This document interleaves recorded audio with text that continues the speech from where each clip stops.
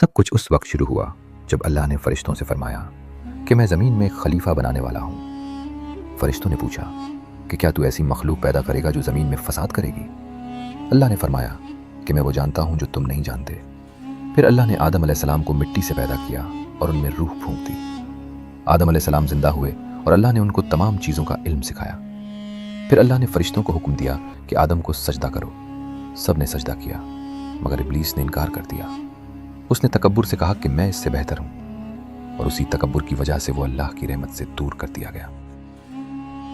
आदम अलैहिस्सलाम जन्नत में थे, लेकिन अल्लाह ने उनके सुकून के लिए हव्वा अलैहिस्सलाम को पैदा किया। कुरान बताता है कि अल्लाह ने उसी से उसका जोड़ा बनाया ताकि वो उससे सुकून पाए। कुछ लोग कहते हैं कि आदम अलैहिस्सलाम जन्नत में उदास रहने लगे थे, लेकिन ये बात कुरान या किसी सही हदीस से साबित नहीं है। सही बात यही है कि हव्वा अलैहिस्सलाम को उनके सुकून और साथ के लिए पैदा किया गया था। जन्नत में हर चीज़ हलाल थी सिवाय एक दरख्त के। अल्लाह ने फरमाया कि इस दरख्त के करीब मत जाना, लेकिन इब्लीस ने वसवसा डाला। उसने कहा कि यह दरख्त हमेशा की ज़िंदगी का है। धीरे धीरे आदम और हव्वा उस दरख्त के करीब गए और उसका फल चख लिया।